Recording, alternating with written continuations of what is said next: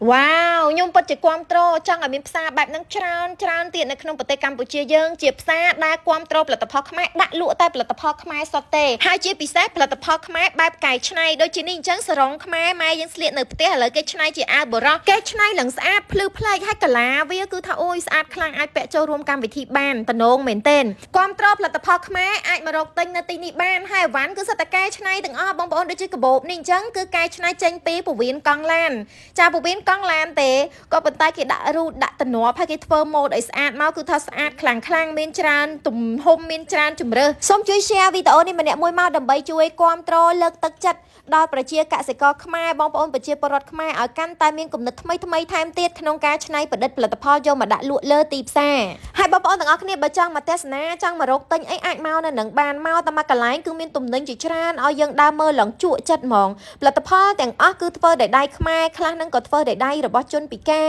រហើយខាងនៅវិញគឺជាផលិតផលដែលធ្វើពីភ្លុកចាស្អាតណាបងប្អូនជាប្រភេទ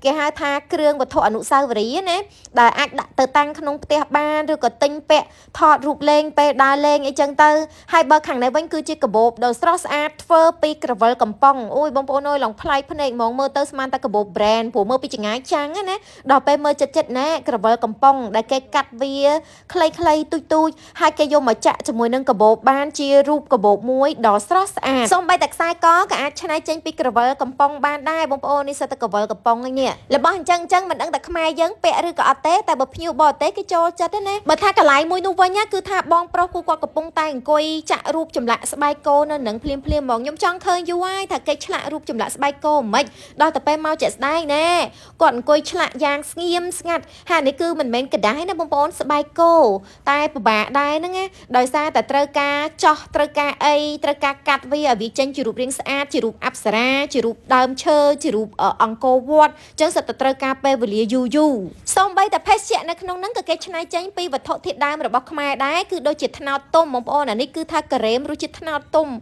អត់ដែរញ៉ាំសោះហ្មងធ្លាប់តែញ៉ាំអាកោត្នោតឥឡូវញ៉ាំការ៉េមត្នោតទុំវិញនិយាយពីថាក្លិនឡើងឈ្ងុយបើសិនជាបានមកលេងសៀមរាបកុំភ្លេចឆ្លៀតមកលេងនៅផ្សារផលិតផលកម្ពុជានេះផងចាំខ្ញុំតម្លាក់ទីតាំងឲ្យនៅក្នុងក្រុងឲ្យស្រួលរកទេបើនិយាយពីរូបគំនូវិញទៅដល់ឃើញជាងគំនូកំពុងតែអង្គុយគូផ្ទាល់ហ្មងទឹកដៃរបស់ជាងគំនូអើយស្អាតមិនធម្មតាទេហើយខាងនេះគឺរូបព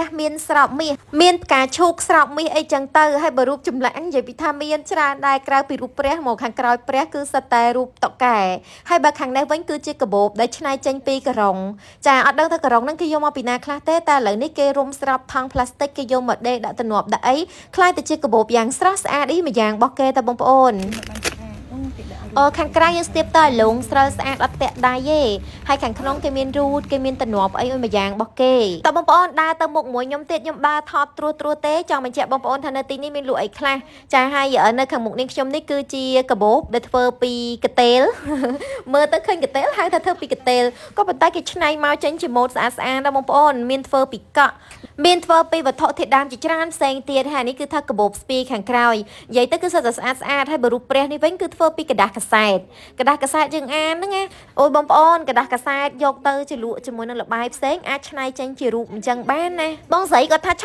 ប់កុំតន់អត់ទៅណាគាត់បង្ហាញកាបូបដាក់កុំព្យូទ័រមួយនេះសម្រាប់អ្នកដែលស្រឡាញ់កាបូបដាក់កុំព្យូទ័របែបខ្មែរក្នុងហ្នឹងគឺគេមានបិទកស៊ូបិទអីក្នុងហ្នឹងគេច្នៃស្អាតណាអត់ឲ្យមានជ្រាបទឹកអីចូលទេហើយឥឡូវយើងមកមើលវត្ថុជាបន្តទៀតវត្ថុអនុស្សាវរីយ៍គឺខ្សែកនេះពណ៌ក្រហមនឹងចាំងធ្វើពីគ្រាប់ឈូកហើយនឹងមានមួយទៀតគេហៅថាគ្រាប់ស្អីទេខ្ញុំភ្លេចបាត់ទៅហើយតែម្ដុំហ្នឹងគឺគេយកគ្រាប់មកធ្វើទាំងអស់មានដូចជាគ្រាប់កកោះសូម្បីតែគ្រាប់អំពិលក៏មិនចោលដែរមានគ្រាប់ស្គួយទៀតអូយមិនសូវស្គាល់ទេបងប្អូនហើយនេះស្អាតមែនទែនហើយបើគ្រាប់អង្គុញវិញគឺគេច្នៃធ្វើជាបតោងសោមានអាខ្លះគឺថារៀបពណ៌ហើយគូរូបលើនឹងទៀតខាងនេះគឺគូរូបទង់ជាតិខ្មែរលើនឹងអូយស្អាតខ្លាំងហើយបមួកវិញឥឡូវកាន់តែប្លែកទៀតហើយមួកគេធ្វើពីលពាក់ធ្លាប់រដងឃើញមួកធ្វើពីស្លឹកត្នោតស្លឹកអីចឹងណាឥឡូវមានមួកធ្វើពីលពាក់ហើយបើនិយាយពីគ្រាប់អំពិលវិញយកមកធ្វើខ្សែដៃបានដែរបងប្អូនហ៊ីតំណងនេះស្អាតរបស់គេមិនដែលដឹងសោះតែមើលតែខ្ញុំស្រឡាញ់អាមួយនេះជាងគេខ្ញុំយកតែមួយនេះមួយខ្សែទេស្អាតទេបងប្អូនហើយបើនិយាយពីថាអ្នកលក់នៅនេះវិញគឺមានតែស្នាមញឹមចូលមកញឹមប្រំប្រៃហ្មងទោះជាយើងគ្រាន់តែដើរមើលយើងអត់ទិញក៏ពួកគាត់អត់មានមុខកញើអីដែរនៅតែរុះរាយហើយនៅតែបង្ហាញផលិតផលមកឲ្យយើងយ៉ាងយកចិត្តទុកដាក់សំខាន់បានជួប fan គាត់យកកាដូមកជូនភ្លាមហើយខ្ញុំឡើងរំភើបហ្មង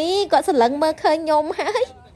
យកកាដូមកឲ្យអរគុណមែនតែនចឹងបងប្អូនបើសិនជាមានចំណាប់អារម្មណ៍ពេលដែលមកដល់ខេត្តសៀមរាបកុំភ្លេចចូលលេងទាំងអស់គ្នាណាផ្សារផលិតផលកម្ពុជាគាំទ្រស្នាដៃខ្មែរកុំភ្លេចជួយ share វីដេអូនេះមួយជម្រាបលាបាយបាយ